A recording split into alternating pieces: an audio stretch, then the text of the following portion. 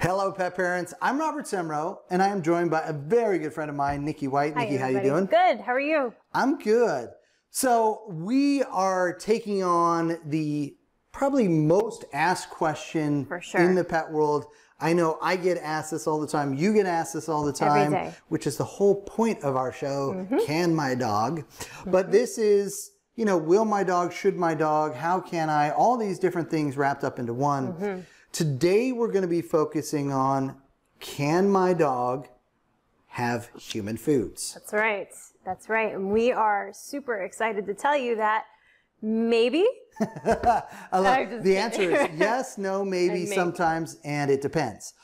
But we're going to make it a little bit easier for you today by focusing in on some simple things that you can be adding in to your dog's diet that you have probably in your kitchen right now. So if you're unsure, there's plenty of great resources out there. We're going to have plenty of things that we share with you over time here. But today we really wanted to get into what most people that we run into will say to us, you know, hey, I do kibble. Can I mix in my scraps? Can I mix in? Can I mix in? Will my dog be okay if I gave?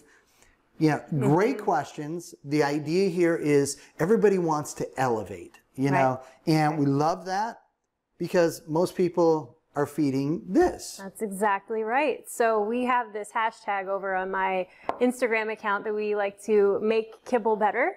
And that is what we want to show you how to do today with human foods. Right. Well, and you've written a great guide, Make Kibble Better. I'm going to hit on that again later on in the episode. But really, that's something that all of us can be doing. And when you look at it, the reality is, and I know you and I run in some circles where we've got folks who are doing raw, who are doing home prepared, they can still benefit from everything we're going to be talking about today. But more than 90% of the world out there is actually using kibble. That's right. That's right. So my dogs eat pre-made raw food, but I still add all of these things to their foods as well. And you can completely, no matter what food you're feeding your dog, add a few of these, and it'll elevate whatever food you're giving.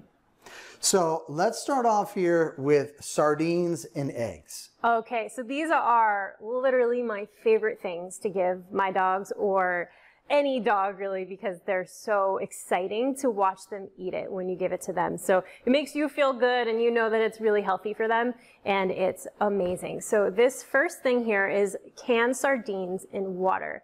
I like to get wild caught, just so I know that all of the nutrients are in there, which is why I'm giving these in the first place. So we've got these guys, and we're not opening them because they smell terribly. But they smell so bad that our dogs just love them. So if your dog's having a problem, not really wanting to eat their food anymore, you could add a sardine or two, depending on how big your dog is, and they will scarf it up. Or they're having some skin issues, things of that. That is a great point. Yeah, because, you know, the omega fatty acids in that, their systems really thrive with that. So again, just a quick, easy way to boost what you're doing. But is it something that they should be doing every day, every couple of days? So this is a really great point to try to keep in mind, that you want to be mindful of your dog. So you really want to watch your dog. Some dogs get these every day, I'm sure, with some certain pet parents out there. I give mine once a day, mostly because Sunday is garbage night and I can throw this can in the garbage on Sunday and never have to smell it again. You just want to watch your dog and make sure that they're acting okay after you give them their first sardine. Sure. Now, you said once a day or once a week? I give mine once a week. Sorry, did I say once a day? That's okay. The idea is, again, all of these things, you know, you can mix them in, but like you said, you got to watch. Now, I'm doing, 1 week I do it twice a week, and then another week I'll do it once a week. It's really just about variety and not making the same meal every single night, but just switching it up as you know. So what I really love to do is go grocery shopping for the week, and I buy like one of everything, and then when I'm eating a night that I'm eating broccoli, I'll give my dog some broccoli too. Sure. So that's kind of how I like to plan it out. The other thing too, obviously, is be cognizant of the size of dog that you have, right? For sure. For sure. If you have like a very tiny dog, you don't want to give them an entire can of sardines and then an entire bowl of kibble, right? Yeah. What's our one magic rule for when you're adding fresh food to kibble? You're going to take out the equivalent out of that kibble, because every extra bit that you're putting in is extra that body's got to process, and just a little bit too much every day. Well, that's why we have that obesity epidemic that we have going on here. A lot of times it's good intentioned, but you know, whoops, we forgot something. We're over treating. We're not treating healthy. You can't out exercise a bad diet. And so that's why when we're doing this, we got to be cognizant of all these different things that we're doing. But it's really simple. Yeah. And I think a good rule of thumb, take out between 10 and 30% of the kibble. You never want to take out like half, because then you start messing up nutrients and things like that. But you know, take out if a bowl this size, a spoonful or two that you take out is plenty in order to add in a couple of sardines. Sure. So let's talk about the eggs, because that is something Bella loves. So fun. So my dog Laker. It's so simple, right? Everybody's got eggs in their fridge. Everybody. I mean, everybody, unless you're a vegan, you have eggs in your fridge, right? But your dog is not a vegan, so let's give them some eggs. So eggs are really fun. Like my dog Laker, he will actually take this entire egg in his mouth. He'll bring it over to his little spot and he'll poke one hole in it with his tooth, and he will lick out the egg. He loves it. It's like a treat for him, and I have no mess to clean up. Not every dog will do that. Yeah. So what you can do is just crack the egg and put it in raw right over their kibble and mix it together, and that's it. I don't even mix mine in. I let my dogs just go at it. Eat the egg by itself. Yep. Yeah, no, I do the same thing for Bella. It goes right over. She hasn't figured out how to poke a hole in it yet. I don't know. A little too excited. She's a puppy, that's a right? lot. So, but the thing about it too that I love is it's an extra protein. Very simple, very easy to be introducing that into her diet.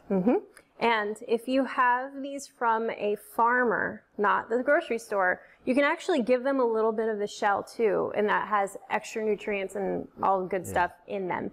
But if you buy them from a grocery store, only give them the inside of the egg, just because the outside's been sprayed, so they don't need all that spray in their body. Absolutely. Now let's talk about another one that's a lot of folks, especially these days, have these in their cupboards, in their cabinets. We've got pumpkin puree, and we've got apple cider vinegar.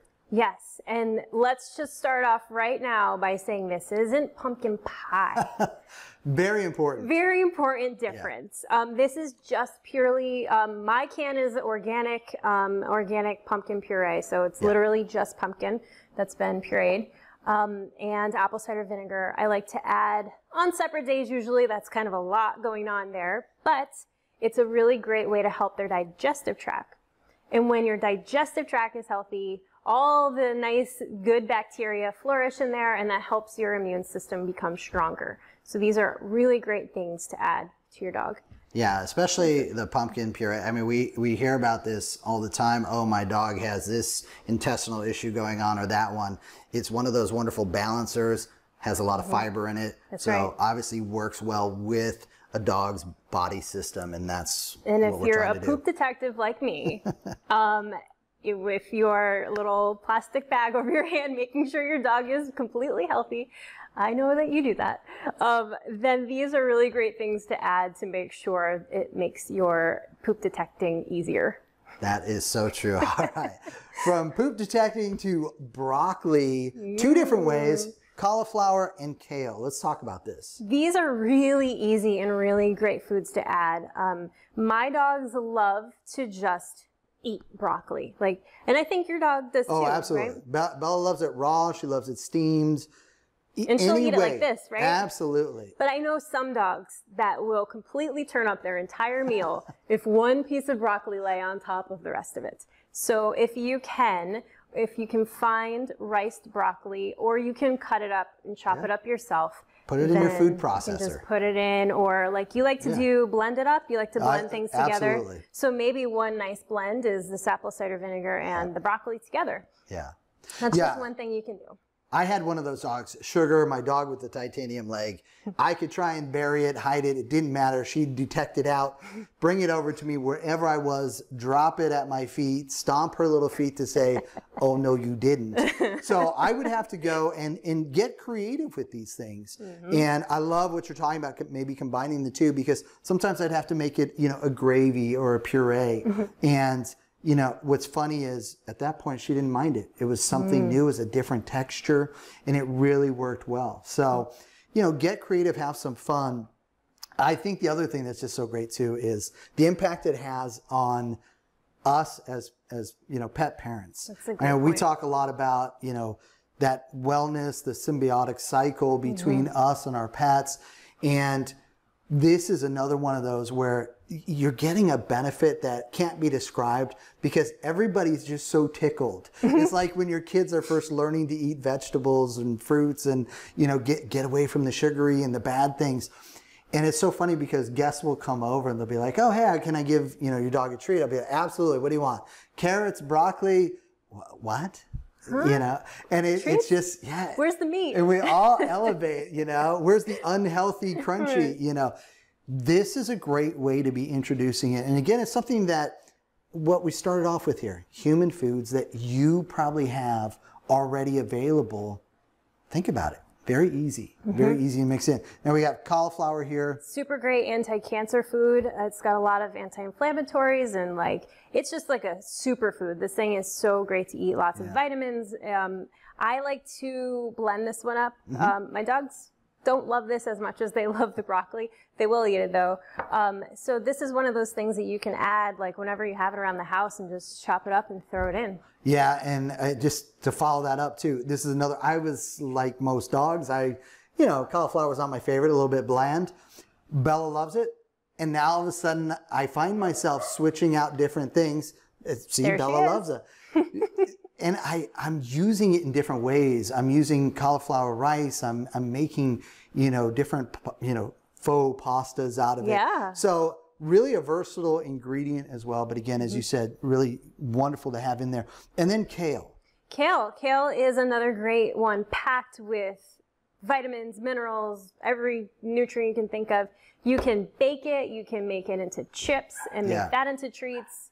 Bella likes kale too. Yeah, Bella loves kale chips. You know, and that's the other thing too, is there's so many different ways to be able to prepare these different things. So have some fun with it. In fact, you might find that you have a specific way that you like it.